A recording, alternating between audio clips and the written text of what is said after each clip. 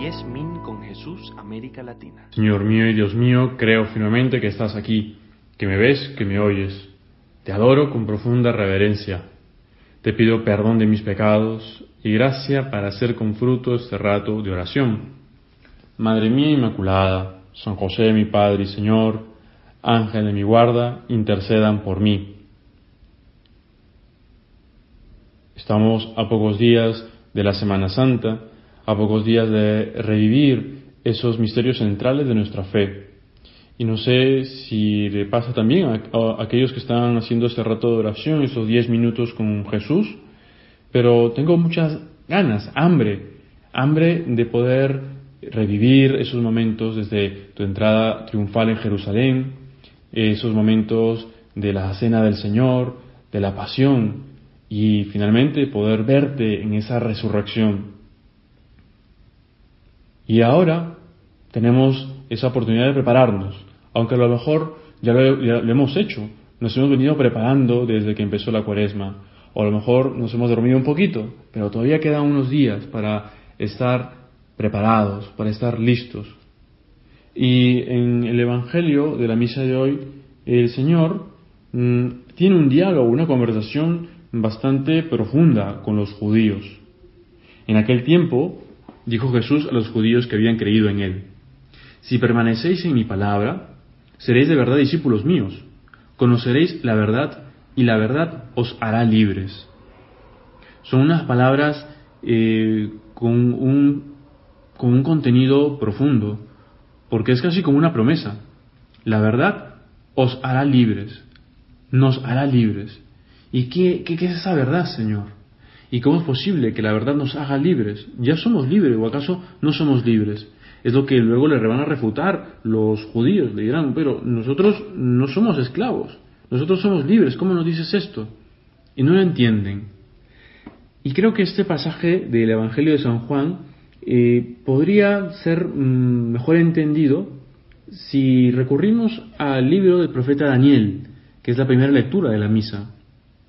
Y en esta ocasión recoge un pasaje de la historia del rey Nabucodonosor, ese rey que se llevó al pueblo de Israel, lo deportó a Babilonia, y entonces él había mandado hacer una estatua de oro y quería que todos le adoraran, que le dieran tributo a esos dioses, esos ídolos.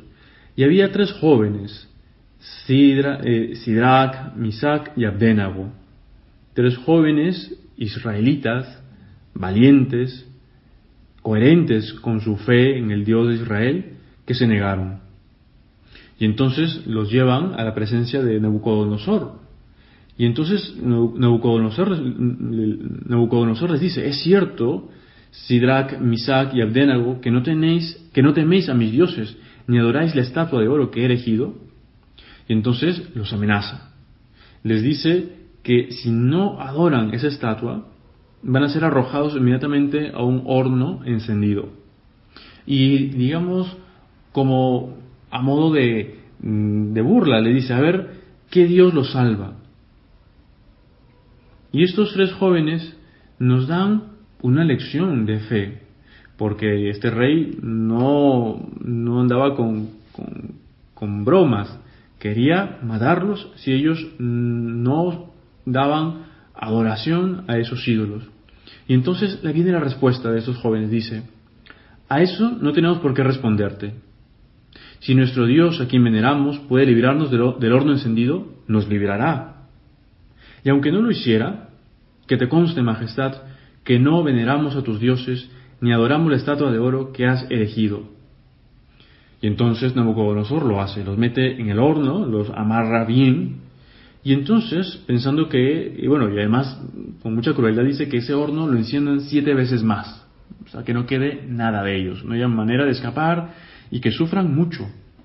Y entonces Nabucodonosor, al asomarse al horno, ve que había 3 hombres y un tercer personaje.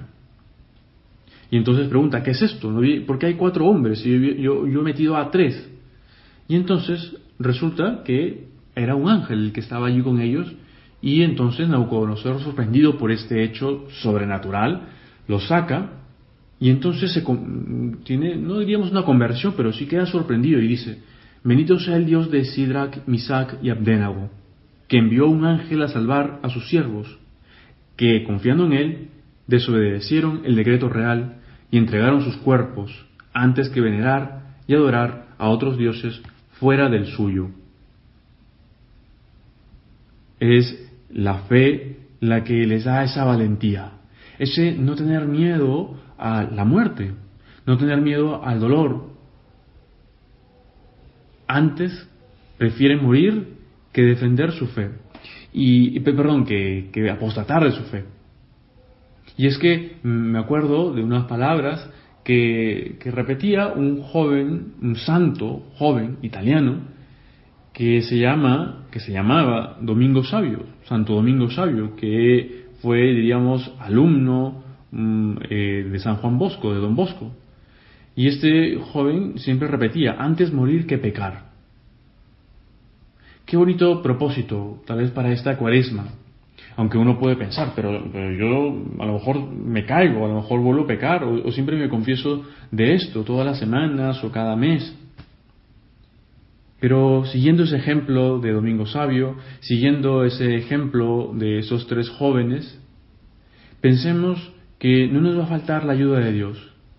Pensemos que tenemos todos los medios sobrenaturales a nuestro alcance, aunque en esos tiempos de la pandemia pues estén escasos, ¿no? Cuando quisiéramos confesarnos y seguramente en cuanto termine este periodo de aislamiento, que dependerá de cada país, seguramente una de las primeras cosas que querrás hacer es ir a confesarte, ir a vivir, a asistir a la Santa Misa. Antes morir que pecar. Qué buen propósito. Señor, aleja de mí toda tentación, y si se presenta la tentación, pues venceré con tu fuerza, con tu ayuda. Es lo que hacen estos tres jóvenes. No tienen miedo a la muerte. Dice: Dios nos va a librar, y si no lo hace, pues hemos sido fieles, hemos combatido hasta el final. Han estado en la verdad, y esa es la verdad que esos tres defienden hasta el final, y que Dios los premia. Esa es la verdad de la que nos habla Jesús, la verdad de Dios, que tú, Jesús, eres nuestro Dios, y que no vale la pena ir detrás de esos ídolos hechos por la mano del hombre, de esos bienes, de esas cosas donde a veces podemos poner nuestro corazón, nuestras esperanzas, o en ese placer, en ese dinero, en ese poder, en esa soberbia. Pequeños o grandes ídolos fabricados con la mano del hombre que a veces adoramos, o muchas veces adoramos. A veces serán pequeños idolillos, como pequeñas imágenes, pero que no son Dios, que no son la verdad, que no hablan aunque tengan boca, que no ven aunque tengan ojos. Solo en la verdad, solo unidos, metidos en Dios, podremos ser libres. Y es verdad esto, Señor, porque cuando uno está en pecado no es libre. El alma no está contenta, aunque a veces se puede acostumbrar a estar en el pecado, pero no hay alegría. En cambio experimentamos esa alegría de estar en gracia, aunque haya dificultades.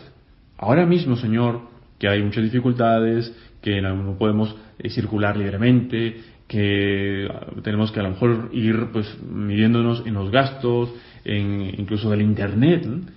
Pues esto, y cuánta gente, Señor, que ahora mismo está padeciendo, que no tiene un trabajo estable y que ahora mismo pues no tiene dinero tal vez incluso para comer, para pagar la luz, el agua, y le están pasando mal. Y de hecho aprovechamos ahora los que hacemos este rato de oración para pedirte por todas esas personas que están sufriendo económicamente, físicamente, en la enfermedad, o que incluso ya hayan podido sufrir la pérdida de algún familiar.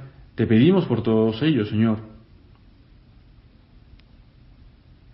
Y aunque estemos en esas dificultades, aunque encontremos esa cruz, podemos ser felices si ponemos nuestra esperanza, si ponemos nuestro corazón en ti, porque tú eres esa verdad, Jesús, que nos hará libres, que nos hace libres.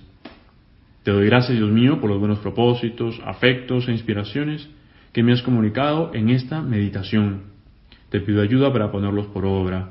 Madre mía Inmaculada, San José mi Padre y Señor, Ángel de mi guarda, intercedan por mí.